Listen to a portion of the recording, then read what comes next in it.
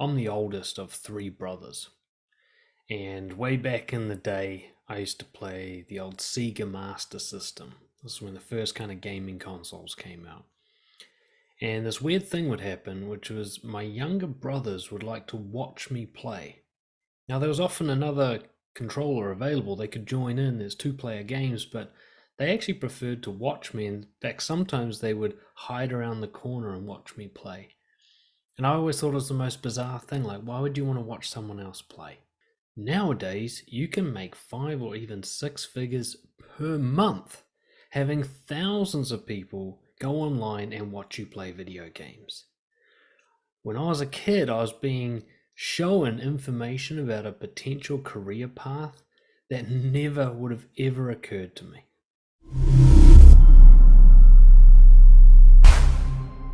In a recent video, I put it out there that millennials are limited in their beliefs around careers in a way that Generation Z are not. And because of this, millennials are missing out. Millennials are kind of bitter and scornful of the weird new careers and jobs that the younger generation have. And because of this, they're not keeping up to date in a very critical way for how to manage your income for the future. Millennials believe that something like being a YouTuber is not a real job, that it's somehow unsafe, that even if you are making money, it's a temporary phase that's going to end perhaps. And the recent waves of YouTubers and streamers and freelancing copywriters and dropshippers and all that stuff, it's an entirely different idea of what a career might be, and yet my generation, of course those older than us, are resistant to this new idea, and I think it's costing us. See, millennials seem to fight against the data that proves that new career horizons have opened up, that a new way of working and making an income, in fact, a whole new lifestyle is now available to us. And instead we insist on boring 9 to 5s with the 1 hour commute either way, and the office and the desk and the boss and paying taxes and doing what other people tell you. We insist on sticking to that model, on doing a job we don't like often. And yet the younger generation are enjoying what they're doing and getting paid more than us to do it. So let's talk about the limiting beliefs that people over 30 have these days that are holding their careers back. There's 4 in particular I'm going to tackle today. One is that you need a safe job, whatever that means, and that the Generation Z jobs I'm talking about are somehow unsafe. 2 is that you need to have one job permanently, that a career is essentially a static position. You might move up the ladder, but it's in the same place. Thirdly, that you have to work offline, that a real job has a place you go to, an office you sit in perhaps, and that you can't just sit at your computer or on your laptop in your bed. And fourthly, that being creative and being artistic doesn't make money. Those are the 4 top limiting beliefs that my generation have that I hope to try and tackle a little bit today. Let's talk about so-called safe jobs. My last safe job was working in the Department of Corrections. So this is public sector, government position, working for corrections. It doesn't get more guaranteed than that. And yet, due to some changes, they had what was called a restructure, a shuffling, as they started outsourcing certain parts of corrections to private companies and so on. Now, I remember there was this old lady at my office. I didn't like her much. And she'd been there for like 20 years, a real sort of stalwart of the place. One day I heard her shrieking in the office, shrieking.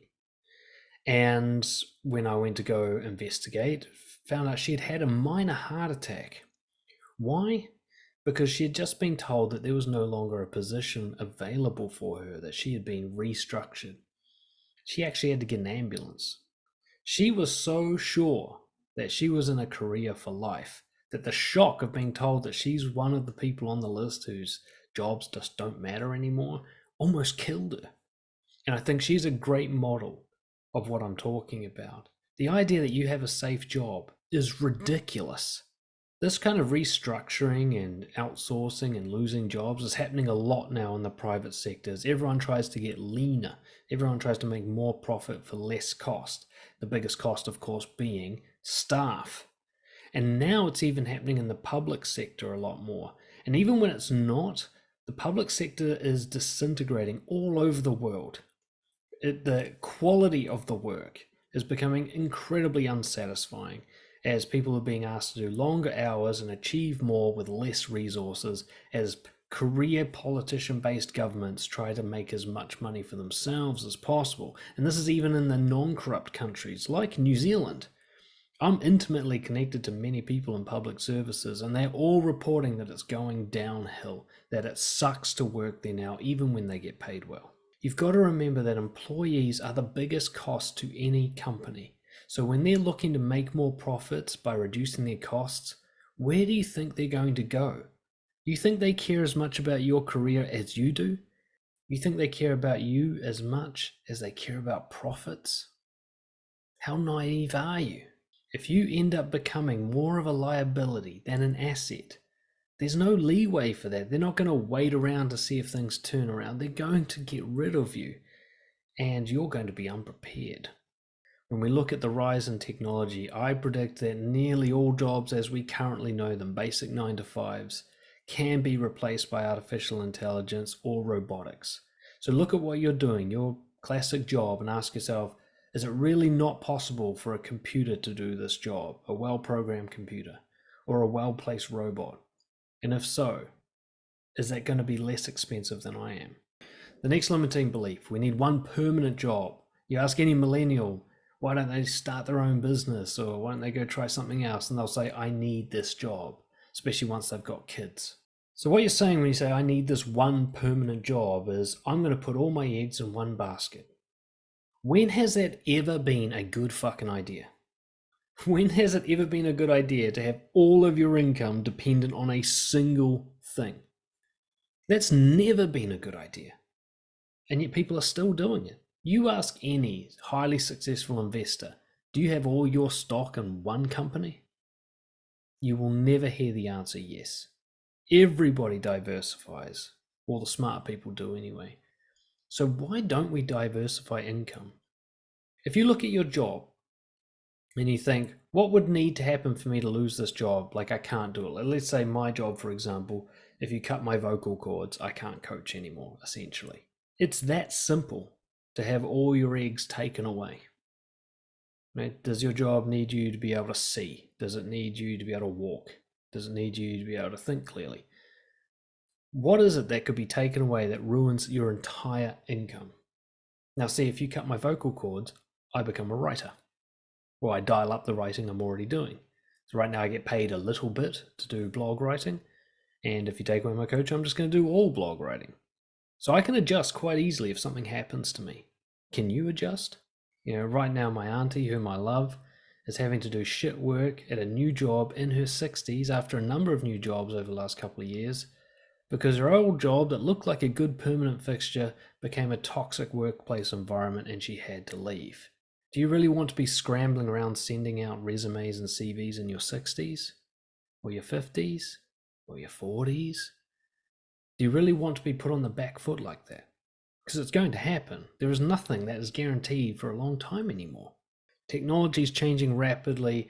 Global corporations are constantly taking over each other. You know, again, these monopolies happening now where one entity owns everything and constantly tries to own more. And every time they do that, they restructure and they change things, and sometimes they just gut the company completely. It's only a matter of time until wherever you work, even in public sector, is going to be consumed by another company. Are you going to survive that? You don't know. You just don't know. They might be coming with someone who's going to do your role better than you. Are you prepared for that?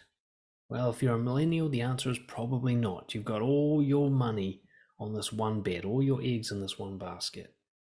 Do you really think that's a good idea? Do you really think that that's what's best for your family? We're living in an age now where you can learn through online courses better than you can learn at university. I could probably send you about 10 hours worth of psychology material that would make you better at clinical psychology than a degree would. We're living in an age now where you can rapidly restructure, upskill, or reskill yourself for very little cost at a flick of a moment. Look how easy it is now to prepare yourself for a pivot, for a change. You can find your dream job, reverse engineer the education you need, go get that education online within about 6 weeks, and then go apply for that job. And you could do this with multiple jobs so that you could have a range of income. You know, my younger brother, one of the ones that used to watch me play the old Master System, he currently is editing at a sort of formal company. Then he does freelance copywriting on the side, and he runs a very popular, highly successful bucket hat business online where he sells these really hard to find, really cool hats.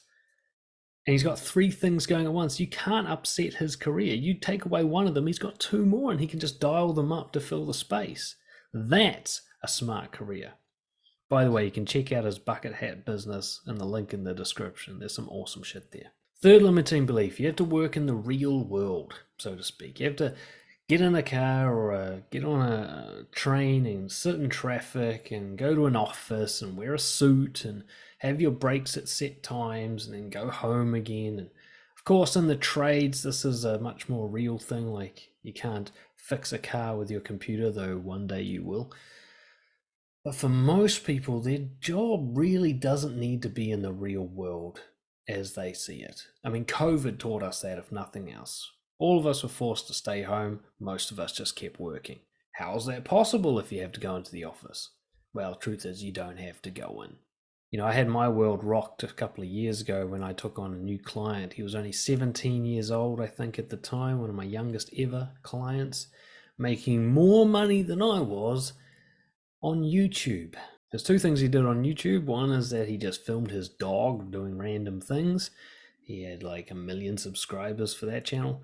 And another one was he streamed himself playing video games and people paid and sponsored him to watch, plus he had advertising revenue. This guy never left his house. He didn't even need to hire the dog. It was literally his dog. This guy has been raised in a different generation. He doesn't even understand the concept of a boring 9 to 5. It's never going to be a path that he'll pursue. He sees the world differently. That doesn't mean he's going to be a YouTuber forever. There's some downsides to being a YouTuber, particularly the toxic community that can exist there, but this guy just sees things differently. He looked at his dog and just went like, okay, that's a job. And that is a more accurate way of seeing the world than the millennials who say only this very limited list of activities can be paid and everything else you can just do for fun. You know, all my work is online now. Everything I do is online. I used to worry that, you know, if people couldn't see me in person, it wouldn't work. Well, it turns out a lot of people actually prefer doing online video calls, and it means I can access the entire world. So there's no limits to my market, so to speak. There are literally 7, almost 8 billion people available for coaching. I'm never going to get through all of my potential leads. Even my psychologist mum was using Zoom during COVID and still uses it quite often. So she's doing full-on psychology work, qualified, you know, following the conditions of the government and everything. She can still do it online. She doesn't have to commute if she doesn't want to. So last limiting belief I'm going to address is creative art doesn't make money. Right? So most millennials will take their creativity, whether it's painting or dancing or, you know, building little robots for fun or writing or sculpture, whatever it is they enjoy doing, they treat that as what they call a hobby that can't make money. It's either not allowed because money will ruin it somehow, which I don't know how getting paid for something ruins it, but let's just say it does. Or nobody's going to pay you, which is the more likely belief. Like, I have to actually pay to do this thing. I have to pay to do rock climbing. I have to pay to play video games. You know, the idea that I could get paid to do it, ridiculous, absolutely ludicrous. I work with a lot of artists or wannabe artists, and they can't make money because they believe they can't make money. And yet I've met so many who can. I know one dude who was making board games on the side while he worked at McDonald's. He now makes 7 figures a year selling board games to the very extensive, very exclusive board game community who absolutely love him.